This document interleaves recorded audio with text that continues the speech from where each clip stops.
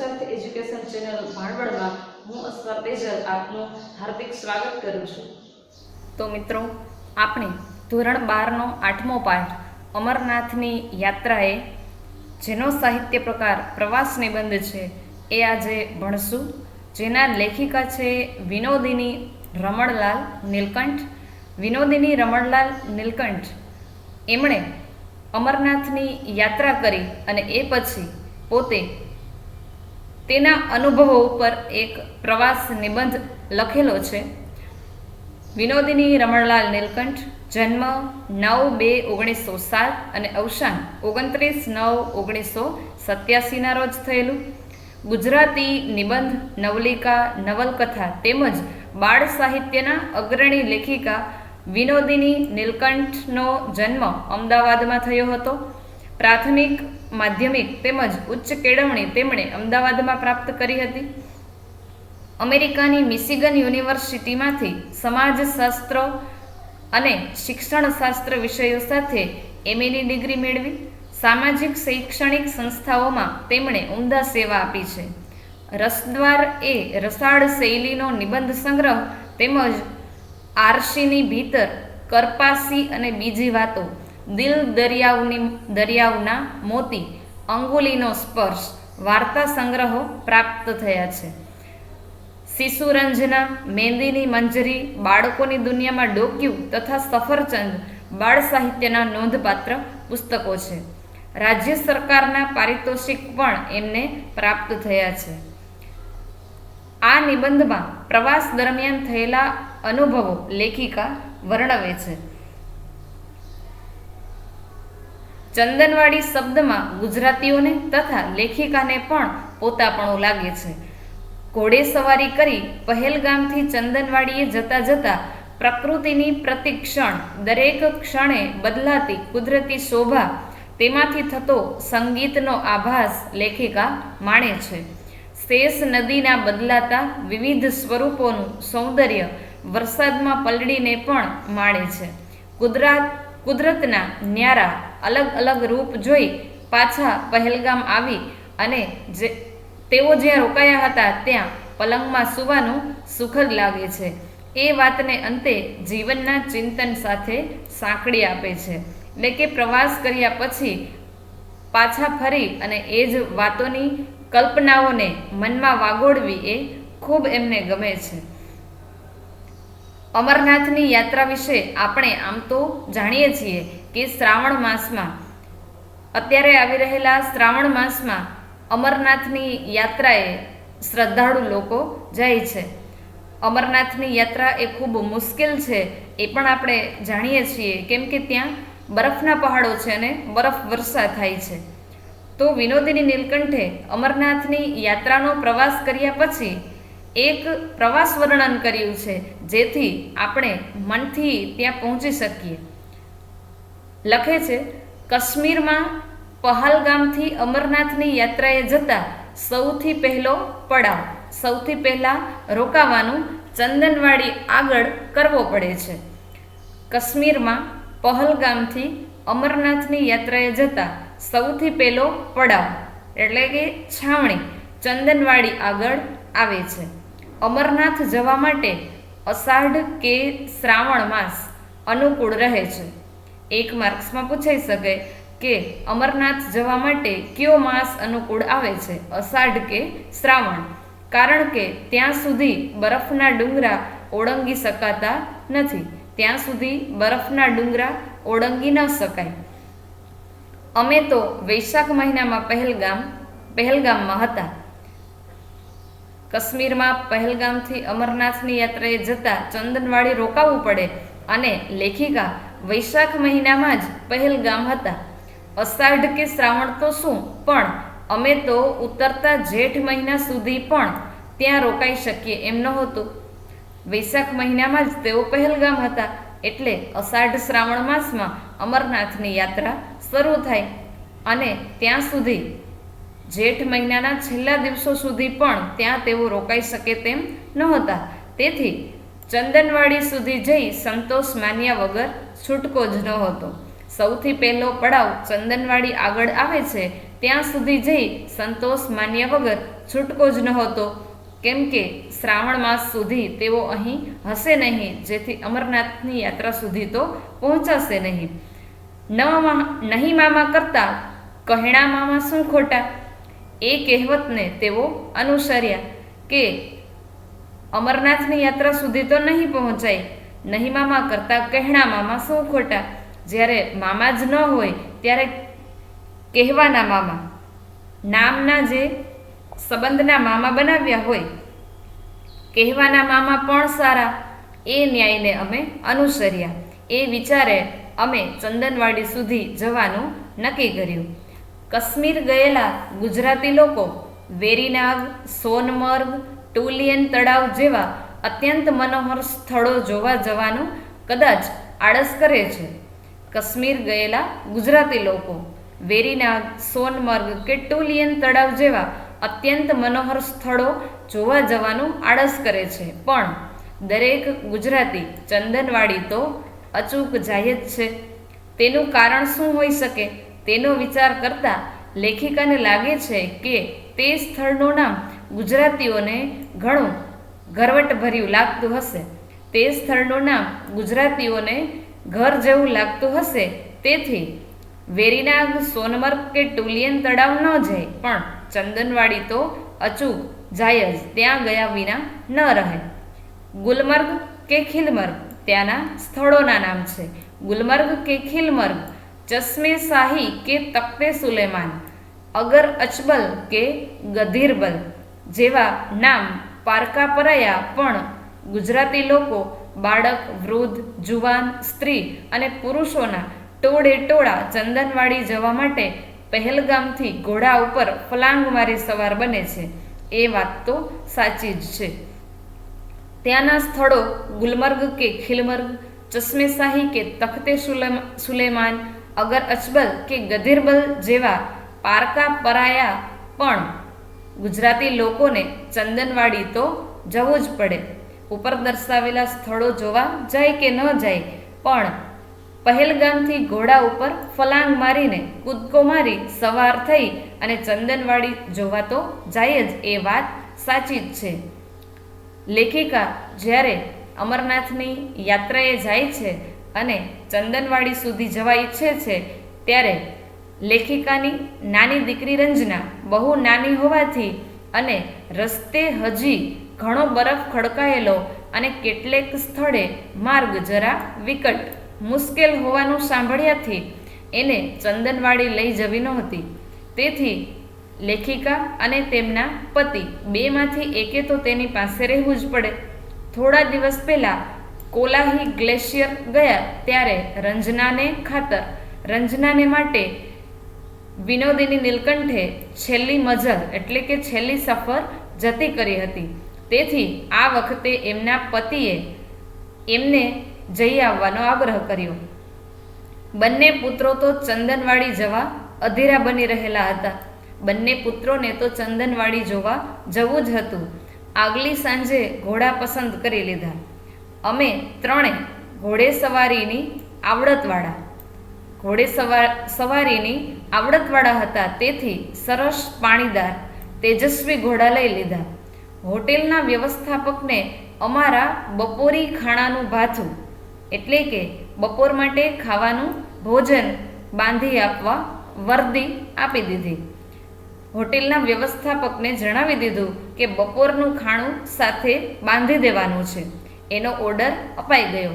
પણ આવે પ્રસંગે ભૂખ વધારે લાગે અને હોટેલવાળા હંમેશા ઓછું ખાવાનું બાંધી આપે છે, એવો અનુભવ હોવાથી અમે સમી સાંજે પહેલગામના કંદોઈને થોડું ઘણું ખટવ્યા. પહેલગામના કંદોઈ પાસેથી મીઠાઈ લીધી, તેથી તેમને કમાણી કરાવી. વળતે દિવસે વહેલી સવારે હળવો નાસ્તો કરી કેમેરા, થર્મોસ તથા નાસ્તાના સાધનો ઘોડાને સોંપી અમે ત્રણે ચાલી નીકળ્યા. વળતે દિવસે એટલે કે પછીના દિવસે વહેલી સવારે હળવો નાસ્તો કરી કેમેરા, થર્મોસ તથા નાસ્તાના સાધનો ઘોડા ઉપર ગોઠવી અને સાથે તેઓ ચાલતા થયા. પહેલગામથી શરૂઆતથી જ શેષ નદીને કાંઠે કાંઠે પહેલગામથી ચંદનવાડી જાય એટલે શેષ નદીનો પટ આવે છે. પહેલગામથી શરૂઆતથી જ શેષ નદીને કાંઠે કાંઠે થઈને રસ્તો ચાલ્યો જાય છે. કાશ્મીરનો વૈશાખ એટલે ત્યાં તો બેસી ચૂકેલી વસંત ઋતુ. વસંત ઋતુમાં નવા નવા ફૂલો, નવા નવા ફળો ઝાડ ઉપર આવે છે, તેથી એની ખુશ્બુ છે એ સરસ મજાની આવતી હોય. કાશ્મીરનો વૈશાખ એટલે ત્યાં તો બેસી ચૂકેલી વસંત ઋતુ.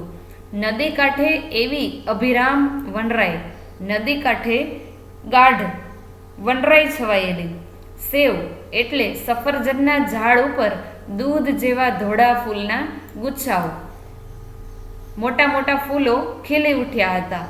પૂર ઝપાટા બંધ વહેતા શેષ નદીના નીર અને કાંઠે વાતાવરણથી હરખાઈ ઉઠેલા સફરજનના વૃક્ષ. એક અંગ્રેજી કાવ્ય પંક્તિ મારા મનમાં કૂદી કૂદીને રટણ કરવા માંડી હતી. ચાલતા ચાલતા જતા હતા અને પ્રકૃતિનું સૌંદર્ય માણતા જતા હતા. એક કાવ્ય પંક્તિ લેખિકાના મનમાં કૂદી કૂદીને રટણ કરવા માંડી હતી. કૂદી કૂદીને રટણ કરવું એટલે કે વારંવાર એક કાવ્ય પંક્તિ લેખિકાના મનમાં આવે છે. એ પંક્તિ છે a thing of beauty is joy four ever. સૌંદર્યશીલ વસ્તુ હંમેશા આનંદદાયી હોય છે. A thing of beauty, beauty એટલે સુંદરતા. સૌંદર્યશીલ વસ્તુ ઇઝ જોય ફોર એવર, હંમેશા આનંદદાયી હોય છે. આપણે જોયું કે લેખિકા કહે છે કે સૌંદર્યશીલ વસ્તુ હંમેશા આનંદદાયી હોય છે. A thing of beauty is joy four ever. હવે લેખિકા શેષ નદીને વર્ણવે છે. એક કન્યાના ઉદાહરણથી નદીને વર્ણવે છે.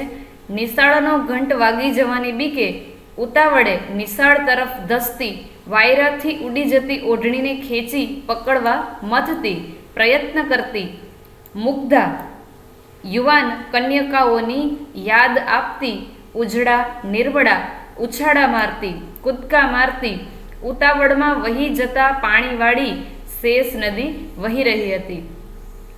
અને નદીને જમણે પડખે રળિયામણી ટેકરીઓ હતી. ઉપર પાઇનના ઝાડની ગીચ ઝાડીમાં થઈ અને વાદા માદક એટલે કે નશાયુક્ત, આહલાદક, આનંદદાયક વસંત વાયુના સુસવાટા, વસંત ઋતુના વાયુના સુસવાટા તોફાની નિશાળિયાની સિસોટીના સંગીતનો આભાસ આપતા હતા. તોફાની નિશાળિયાઓ જેમ માર્ગે જતા સિસોટી વગાડતા હોય તેના સંગીતનો આભાસ ભ્રાંતિ કરાવતા હતા પાઇનના વૃક્ષો.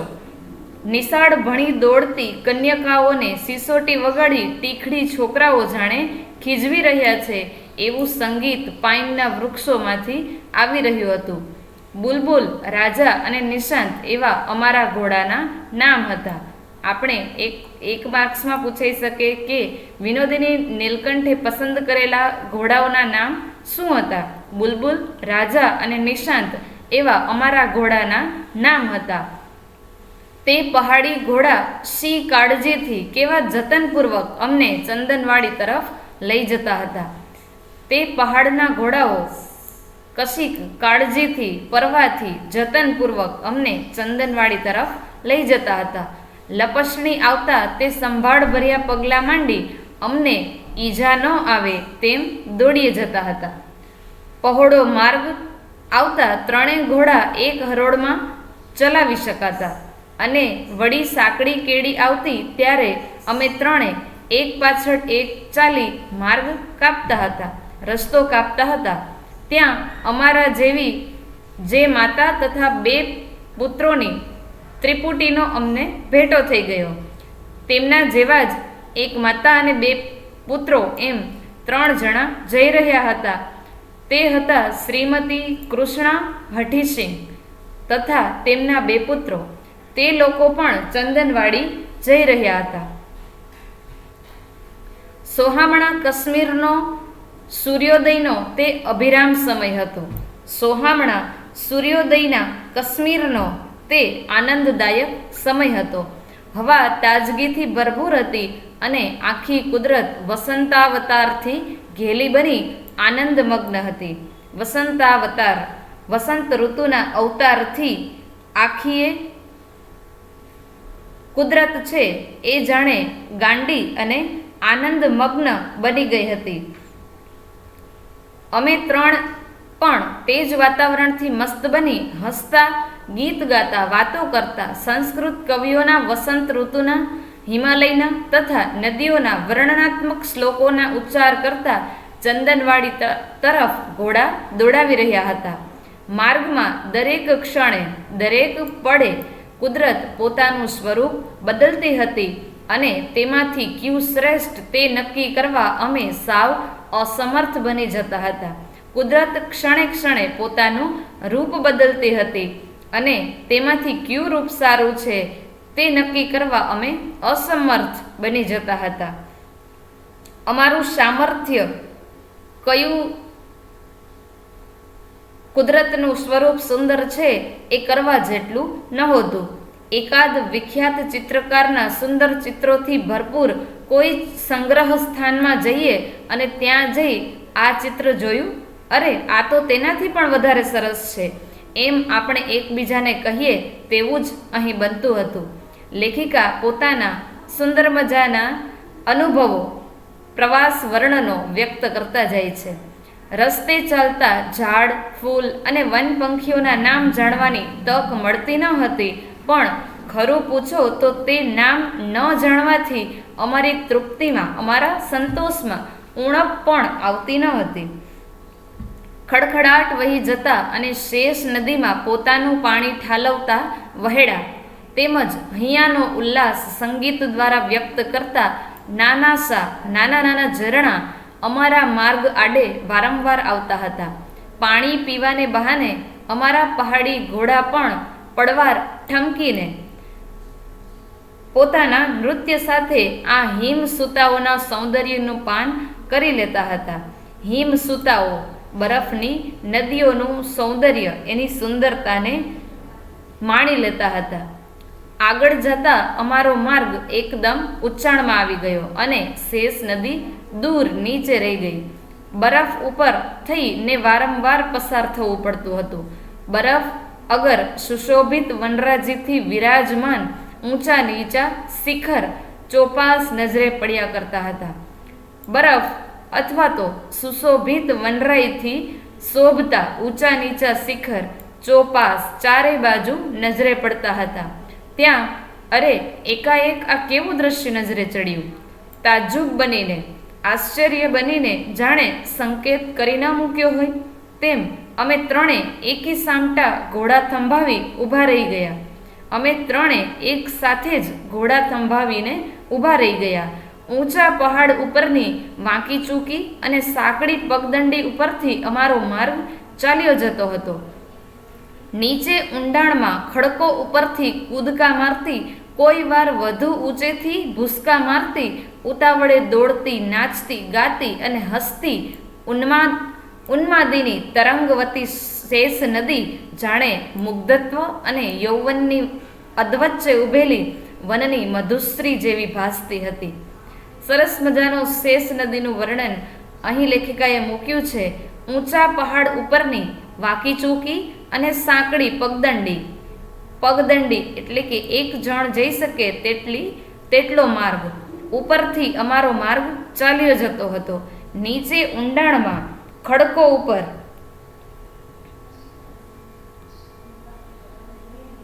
ઉપરથી કૂદકા મારતી, કોઈક વાર વધુ ઊંચેથી કૂદકા મારતી, ઉતાવળે દોડતી, નાચતી, ગાતી અને હસતી ઉન્માદિની, ઉત્સાહવાળી, ગાંડી અથવા તો તોફાની, તરંગવતી, પાણીની લહેરવાળી શેષ નદી જાણે મુગ્ધત્વ, મોહકતા અને યૌવનની અધવચ્ચે ઉભેલી વનની મધુશ્રી, વનની કોઈ મધુશ્રી જેવી ભાસતી હતી, દેખાતી હતી. ત્યાં આ કેવું તેનું અજબનું રૂપાંતર! ત્યાં અહીં એનું કેવું અજબનું રૂપાંતર થઈ ગયેલું! નવાઈ ભર્યું અન્ય રૂપ જોવા મળ્યું. અમારે જમણે હાથે માઇલો સુધી ઘણું વિસ્તૃત, ઘણું વિશાળ એવું તદ્દન સાવ સપાટ લીલુંછમ મેદાન હતું, જે લેખિકા માટે નવાઈ હતી. અત્યાર સુધી નાચતી ગાતી કૂદકા મારતી શેષ નદીને જોતા આવતા હતા. હવે સપાટ મેદાનમાં પથરાયેલી લીલાછમ હરિયાળા મેદાનમાં પથરાયેલી શેષ નદી, તેનું નામ હરઘન. આ સ્થળનું નામ છે હરઘન. હરઘનના મેદાનમાંથી ડાહી, ઠાવકી, સાણી અને ઠરેલ શેષ નદી હરઘનના મેદાનમાંથી પસાર થતી હતી.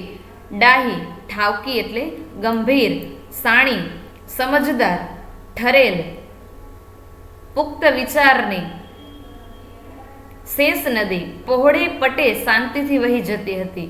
ઉઘાડું માથું અને ઉડતી ઓઢણીવાળી તોફાની કન્યકા પિતાનું રૂપ છોડી સાસરે આવતા વિનમ્ર બની માથે સાડલો ઓઢી છેડો ઠીકઠાક રાખી જાણે ગંભીર અને ભારેખમ બની ગઈ હતી. નદીને એક કન્યા સાથે સરખાવી અને અહીં વિનમ્ર બની ગયેલી નદીનું વર્ણન કરે છે. નદીને કાંઠે અસંખ્ય ફૂલ ખીલી ઉઠ્યા હતા. તે સ્થળેથી ખસવાનું અમને મન થતું ન હતું. કેમેરાથી તસવીર ખેંચી એ અજોડ સૌંદર્યને કચકડાની ફિલ્મ ઉપર જકડી લેવાનો મિથ્યા પ્રયાસ કરવામાં મારા સુકુમાર તથા જગદીપ ગૂંથાયા. કેમેરાથી તસવીરો ખેંચી એ અજોડ, તેના જેવી જોડ બીજે મળી શકે તેમ નથી. એ અજોડ સુંદરતાને કચકડાની ફિલ્મ એટલે કે કેમેરા ઉપર જકડી લેવાનો, ફોટો પાડવાનો મિથ્યા પ્રયાસ, નકામો પ્રયત્ન કરવામાં તેના કોમળ બે પુત્રો જગદીપ અને સુકુમાર ગૂંથાયા હતા. હરઘનના તે મેદાન ઉપર તંબુઓ તાણી અને વસવાટ કરવાની શક્યતા વિશે અમે ખૂબ હવાઈ કિલ્લા બાંધ્યા હતા.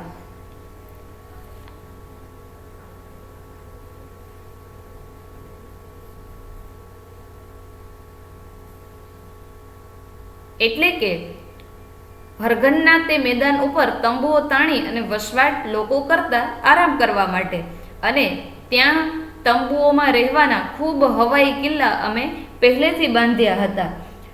મોટી મોટી કલ્પનાઓ અમે કરેલી. અમારા 5માંથી 2 જણને આ અલૌકિક શોભાભર્યું દ્રશ્ય જોવાનું રહી ગયું. તેની નાની પુત્રી રંજના અને તેના પતિ એ તો આવ્યા જ નહોતા. તેથી 5 જણના પરિવારમાંથી આ અલૌકિક શોભાભર્યું દ્રશ્ય જોવાનું રહી ગયું. તેથી અમે 3એ ઘણો જીવ બાળ્યો. દુઃખની માફક સુખનો અતિરેક સહન કરવા માટે સ્નિગ્ધ જનની ભાગીદારીની જરૂર પડે છે. દુઃખની માફક જેમ દુઃખમાં આપણા પોતિકા જનનો સહારો જોઈએ, તેમ સુખનો અતિરેક, વધારે પડતું સુખ સહન કરવા માટે પણ સ્નિગ્ધ જનની, પોતાના કોમળ લાગણીવાળા વ્યક્તિની, સુવાળા જનની ભાગીદારીની જરૂર પડે છે. અંગુલીના સ્પર્શ વડે કોઈ આપણને ઊંઘમાંથી જગાડે તેમ વરસાદના ફોરાએ હરઘનના મેદાનની શોભા નિહાળવામાં તલ્લીન બનેલા અમને જાગૃત કર્યા, અને ઝરમરતા વરસાદને ઝીલતા અમે ચંદનવાડી ભણી ઉતાવળે જવા ઘોડાને એડી મારી. અંગુલીના સ્પર્શ વડે કોઈ આપણને ઊંઘમાંથી જગાડે તેમ વરસાદના ફોરાઓ, વરસાદના ટીપાઓએ હરઘનના મેદાનની શોભા નિહાળવામાં તલ્લીન બનેલા, લય બનેલા અમને જાગૃત કર્યા, જગાડ્યા, અને ઝરમરતા વરસાદને ઝીલતા અમે ચંદનવાડી તરફ ઉતાવળે જવા ઘોડાને એડી મારી. ચંદનવાડી આગળ શેષ નદી બહુ ઘાટીલો વળાંક લે છે. ત્યાં નદી તટે અમરનાથના જાત્રાળુઓ માટે છાપરા બાંધેલા છે, અને થોડા ચા ઘર પણ નજરે પડે છે. ચંદનવાડીના છેક પાછલા ભાગમાં બરફનો પુલ છે. પર્વતની ઉપર જામી ગયેલા બરફની અંદર કુદરતી ગોળાકાર બાકોરું પાડી, ગોળાકાર છિદ્ર પાડી શેષ નદી ચંદનવાડી તરફ વહેતી આવે છે. ઉનાળો ઉગ્ર બનતા આ બરફનો પુલ કદાચ ઓગળી જતો હશે. ઉનાળો જ્યારે ઉગ્ર બનતો હશે ત્યારે આ બરફનો પુલ છે એ ઓગળી જતો નજરે પડતો હશે. નદીના કાંઠા ઉપર એક શાંત એકાંત સ્થળ પસંદ કરી અમે ત્રણે ત્યાં બેઠા. લેખિકા અને તેમના 2 પુત્રો. ભાથામાં આણેલી બપોરના ભોજન માટે લાવેલી ગરમ વાનગીઓ ઠંડી પડી ગઈ હતી અને ઠંડી વાનગીઓ ગરમ બની ગઈ હતી અને કેટલીક વાનગીઓનું સ્વરૂપ એવું તો પલટાઈ ગયું હતું કે તે કઈ ચીજ છે તે પારખવું, તે નક્કી કરવું યોગ બળથી જ કદાચ શક્ય બને એવું લેખિકા ઉદ્ગાર સાથે કહે છે. દરરોજ ભાવ્યું ન ભાવ્યુંની ચિકાસ કરનારા બંને છોકરાઓ તે દિવસે તાજી હવામાં ઘોડાદોડની લાંબી મજલ થવાથી એ વિચિત્ર અને નામ ન આપી શકાય તેવું ભોજન આનંદથી આરોગી ગયા. રોજ ભાવ્યું ન ભાવ્યું કરનારા બંને છોકરાઓ ઘોડાદોડની લાંબી મજલ, તાજી હવાની અંદર ઘોડાઓની સ્પર્ધાની લાંબી સફર કાપવાથી થાકી ગયેલા અને તેથી જ તે વિચિત્ર અને નામ ન આપી શકાય તેવું ભોજન આનંદથી આરોગી ગયા. વળી પાછો વરસાદ થયો. કોણ જાણે ક્યાંથી કાળા ભમર જેવા વાદળા દળબડ દોડતા આવી આકાશના ઘુમ્મટમાં પથરાઈ ગયા અને વરસાદ તૂટી પડ્યો. ઝપાટા બંધ પાછા ન જઈએ તો સાંકડા વહોડા નદીનો પ્રવાહ પહોળા અને વેગથી વહેતા બની જાય તો તે ઓળંગવા અઘરા પડી જાય. વળી પહાડના ઉભળક ઢોળાવમાં, પહાડના અધ્ધરતાલ ઢાળમાંથી કોરી કાઢેલી પગથીઓ, બનાવેલી નાની કેડીઓ સાંકડી અને લપસણી બની જાય તો ઘોડાના પગ સરી જવાનો પણ સંભવ તો ખરો જ. ઘોડાના પગ તેમાંથી લપસે તેવી શક્યતા તો ખરી જ. એટલે પહેલગામ પાછા પહોંચી જવાની મને અધીરાઈ થઈ. ઉતાવળ થઈ. ઘર તરફ જવાનું હોવાથી બુલબુલ, રાજા તથા નિશાંત પણ ઝડપભેર દોડવા રાજી હતા. વરસાદમાં પલળવાની અમને તો મજા આવતી હતી, માત્ર અમારા કેમેરામાં પાણી ન પેસે તેની અમને ચિંતા હતી. જેને અમે ઝરણાને સ્વરૂપે જોયા હતા તે થોડા કલાકમાં ધસમસ વહેતી નદીઓના રૂપમાં પલટાઈ ગયા હતા.